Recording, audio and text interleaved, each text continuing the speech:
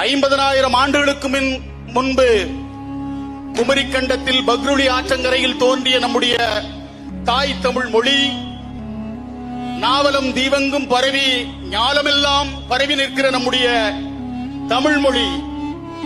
எண்ணற்ற இலக்கியங்களை நற்றிணை, குறுந்தொகை, ஐங்குறுநூறு, பதிற்று பத்து, பரிபாடல், கலித்தொகை, அகநானூறு, புறநானூறு என 8 தொகை நூல்களையும் திருமுருகாற்றுப்படை, புறநராற்றுப்படை, சிறுபானாற்றுப்படை, பெரும்பானாற்றுப்படை, முல்லைப்பாட்டு, மதுரை காஞ்சி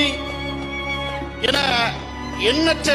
இலக்கியங்களை, இலக்கிய வளங்களை கொண்ட நம்முடைய தாய் தமிழ் மொழி இன்றைக்கு